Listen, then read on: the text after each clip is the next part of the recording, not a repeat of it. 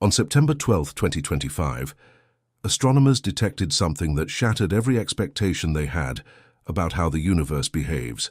A colossal object blazing in from the darkness of deep space, with a tail stretching across the sky 5 times the width of a full moon, so enormous that even amateur astronomers with backyard telescopes could see it. Within hours it was confirmed this was no ordinary comet.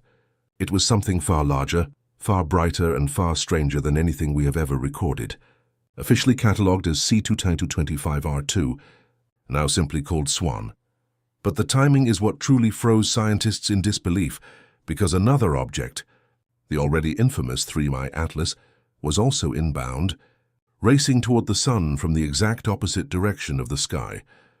Both set to reach their closest approach to the sun within the same 10-day window, both hidden by the solar glare during their most critical moment, and both displaying anomalies that defy the laws of nature. The odds of such a cosmic double entry happening by chance are so vanishingly small that some scientists have stopped calling this coincidence and started whispering the word mission.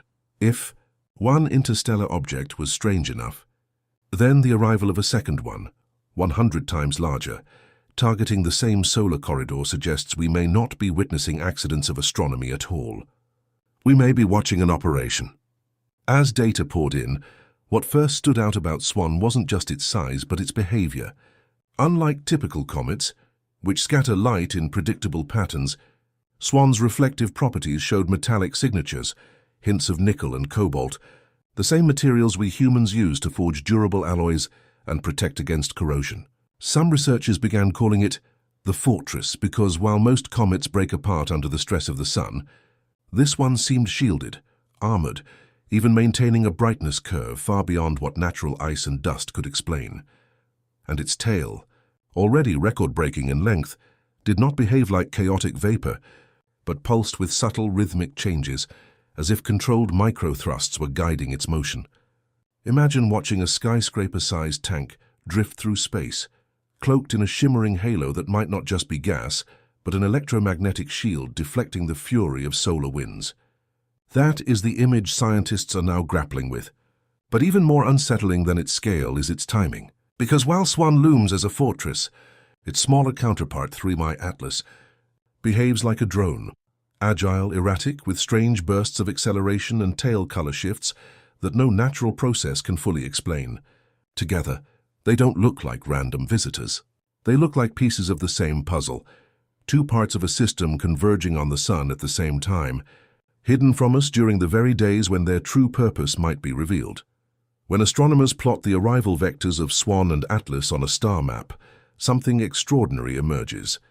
SWAN comes from Aquarius, Atlas from Sagittarius, 2 origins separated by more than a quarter of the entire celestial sphere. Yet despite their radically different approach angles, they both cross into the inner solar system at nearly the same solar distance, reaching perihelion within just 3 days of each other. Statistically, this kind of synchrony is impossible. Random comets scatter their arrivals across decades, sometimes centuries, but never like this. And then comes the blackout. From October 8th to October 18th, the sun's glare blinds our telescopes, creating a window where neither SWAN nor Atlas can be directly observed. The result, their closest approach to the sun and to each other, happens at the exact moment when Earth's instruments are unable to see. To many, this looks less like coincidence and more like coordination, as if their paths were deliberately engineered to meet under the cover of solar interference. Think about that.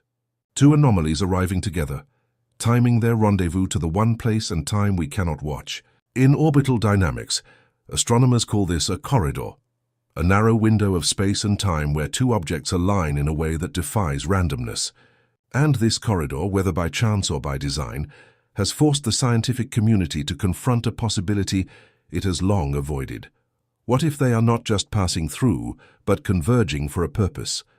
While orbital mechanics raise questions, the energy data raises alarms.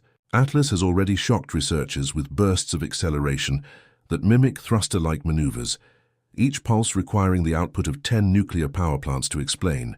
But SWAN makes even that look trivial, because its implied energy levels are on the order of 10,000 gigawatts, more than the entire power grid of Earth. No natural comet nucleus can produce such raw output. Its reflective metals, its persistent halo, and its rhythmic pulses suggest not outgassing, but control. Like a machine using plasma bursts to steer itself. The idea of engineered propulsion, once dismissed as science fiction, is now quietly circulating among astronomers who can no longer ignore the numbers. And then there's the timing of the pulses themselves, regular enough to resemble a signal, patterned enough to hint at communication, and so consistent that some are calling Swan not a fortress, but a beacon. If Atlas is a drone maneuvering and adjusting, then Swan might be the mothership, a colossal structure designed to survive millennia in space, arriving now not by chance but by cycle. With an orbital period of more than 22,000 years, Swan could have passed this way long before recorded history, maybe even during the last ice age, leaving traces that our ancestors might have remembered as myths, carvings, or warnings. And now it is back, aligned once more with another anomaly, as if to remind us that we are not the only intelligence shaping the sky. Just when the world's curiosity reached its peak, silence descended. NASA, ESA, and other agencies quietly restricted data releases, suspending high-resolution imaging and radar tracking during the very days when the two objects would be closest to the Sun. Officially, this was explained as solar conjunction downtime, a standard safety measure. But behind the scenes, leaks revealed that orders were explicit. Avoid public statements, deny requests for raw data, and reroute proposals for alternative observations. The blackout wasn't just natural. It was enforced, and yet the silence of institutions only amplified the voices of independent astronomers who rallied across forums and private networks to keep their telescopes pointed at the sky. Groups like the Abaro Tracker Collective in Spain and Bill Gates' distributed telescope network began sharing data, desperate to capture even fragments of information that governments refuse to release. This grassroots resistance has fueled speculation that something extraordinary is happening behind the curtain, something agencies do not want the public to see, because if Swan and Atlas are converging for a purpose, then the real question isn't just what they are, but why they're here now.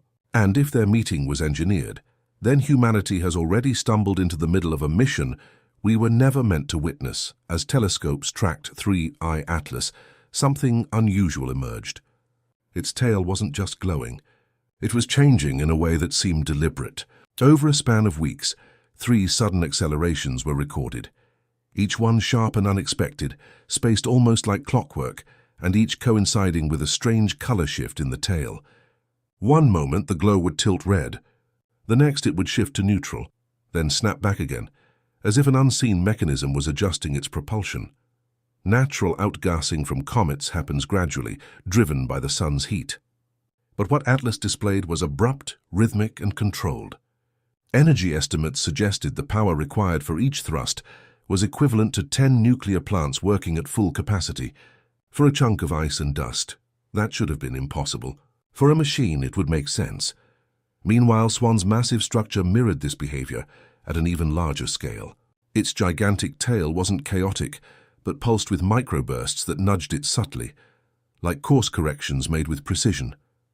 Both objects, one small and agile, the other vast and unstoppable, seemed to be maneuvering within the solar system not as wanderers, but as participants in a plan.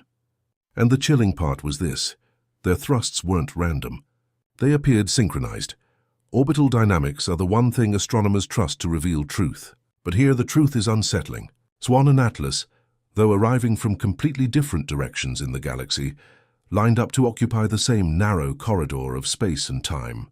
Their perihelion points, those closest brushes with the Sun, ended up only 50 million kilometers apart, a distance smaller than the gap between Earth and Mars, their timings within 3 days, and all of this unfolding during the exact solar blackout window when Earth-based telescopes were blinded by glare.